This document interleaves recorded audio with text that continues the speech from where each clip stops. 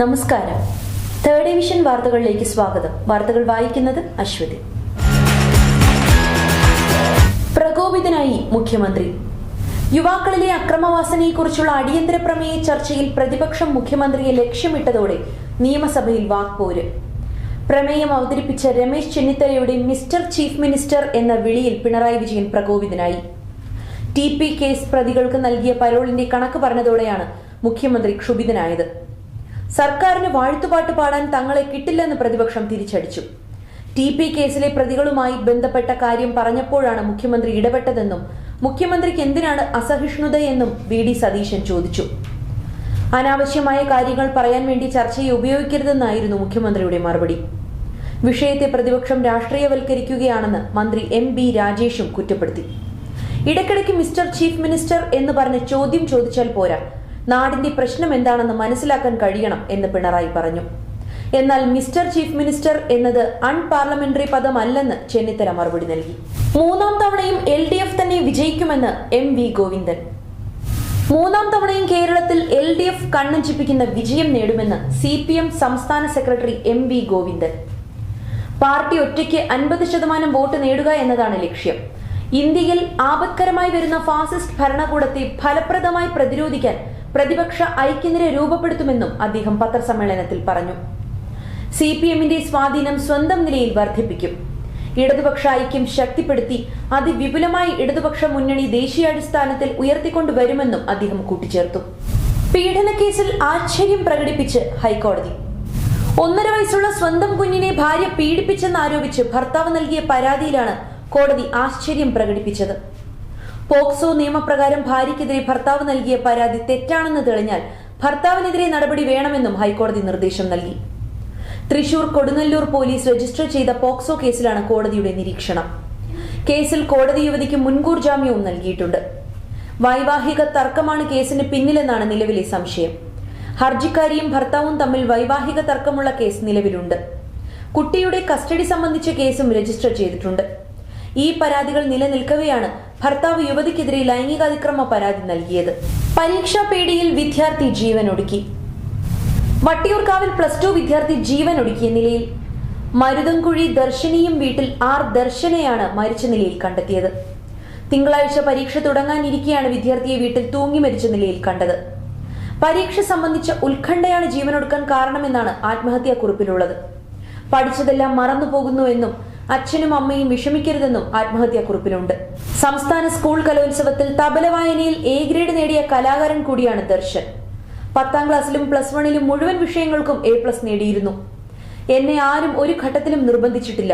കൂട്ടുകാർ നന്നായി പഠിക്കട്ടെ, എന്റെ ഹൃദയം കഠിനമല്ലാത്തതിനാൽ ഞാൻ പോകുന്നു എന്നാണ് ആത്മഹത്യാക്കുറിപ്പിലുള്ളത്. പ്രമുഖ വൃക്കരോഗ വിദഗ്ധൻ ജോർജ് P. എബ്രഹാം തൂങ്ങി മരിച്ച നിലയിൽ. നെടുമ്പാശ്ശേരി തുരുത്തിശ്ശേരിയിലെ ഫാം ഹൌസിലാണ് കഴിഞ്ഞ ദിവസം രാത്രി തൂങ്ങി മരിച്ച നിലയിൽ കണ്ടെത്തിയത്. ആരോഗ്യ പ്രശ്നങ്ങളെ തുടർന്ന് ജോലിയിൽ ശ്രദ്ധ കേന്ദ്രീകരിക്കാൻ കഴിയുന്നില്ല എന്നെഴുതിയ കുറിപ്പ് പോലീസ് കണ്ടെത്തി. ജീവിച്ചിരിക്കുന്ന ദാതാവിന് താക്കോൽ ദ്വാര വൃക്ക മാറ്റിവെക്കൽ ശസ്ത്രക്രിയ നടത്തിയ ലോകത്തിലെ 3ാമത്തെ ശസ്ത്രക്രിയ വിദഗ്ധനായിരുന്നു ഡോക്ടർ ജോർജ് P. എബ്രഹാം. 2500-ലേറെ വൃക്ക മാറ്റിവെക്കൽ ശസ്ത്രക്രിയയ്ക്ക് നേതൃത്വം നൽകിയിട്ടുണ്ട്.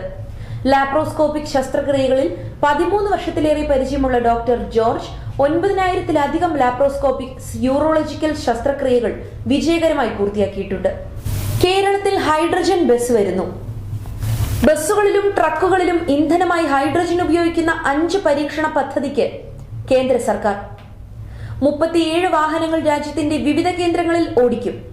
തിരുവനന്തപുരം കൊച്ചി ഇടപ്പള്ളി റൂട്ടുകളിൽ ഹൈഡ്രജൻ വാഹനങ്ങൾ സർവീസ് നടത്തും.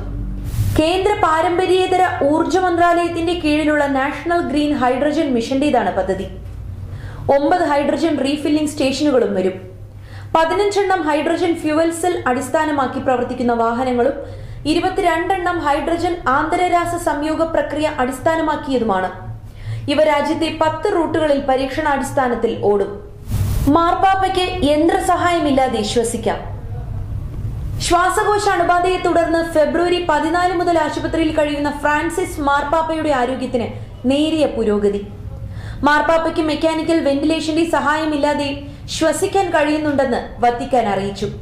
എന്നാൽ പനിയുള്ളതിനാൽ ആശങ്കയുണ്ടെന്നും അറിയിച്ചിട്ടുണ്ട്. കനത്ത ചൂടിൽ കള്ളുൽപാദനം കുറയുന്നു.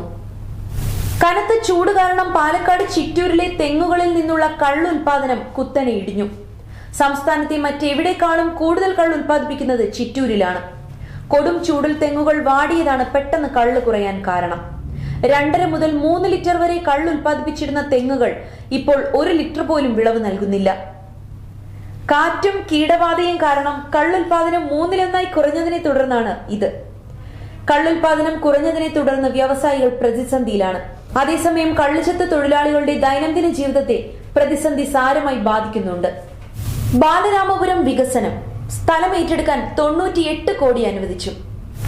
ബാലരാമപുരം ജംഗ്ഷൻ വികസനത്തിനുള്ള അന്തിമ TPR തയ്യാറാക്കിക്കൊണ്ടിരിക്കുകയാണെന്ന് മന്ത്രി മുഹമ്മദ് റിയാസ് നിയമസഭയെ അറിയിച്ചു.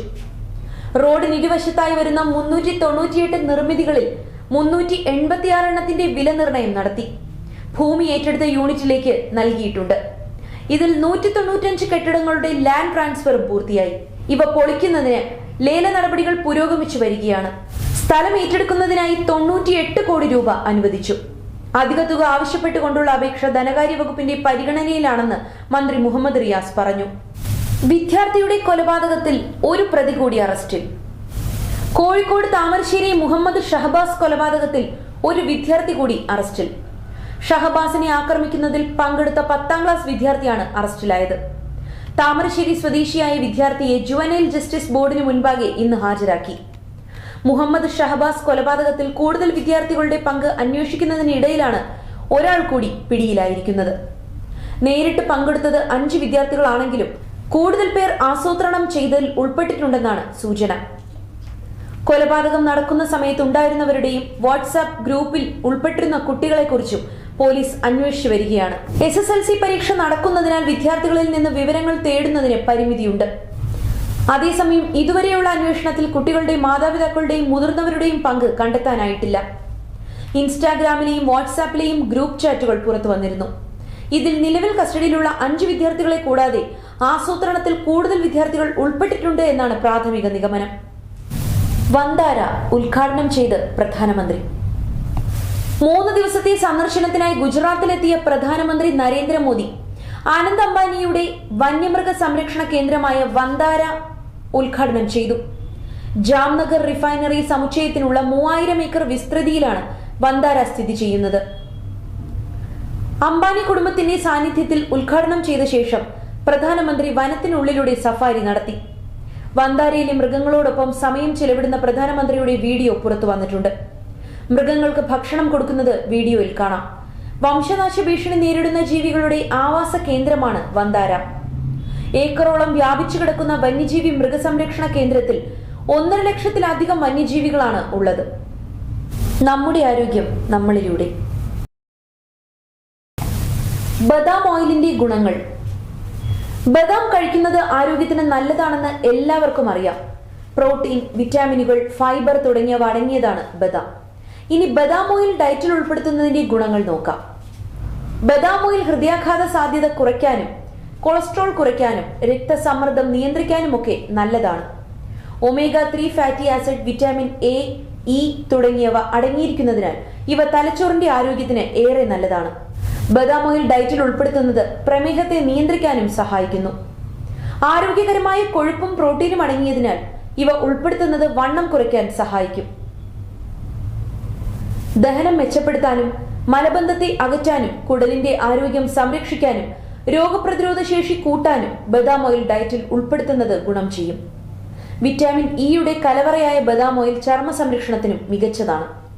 തേർഡ് വിഷന്റെ ഇന്നത്തെ വാർത്തകൾ ഇവിടെ പൂർണ്ണമാകുന്നു. നന്ദി, നമസ്കാരം.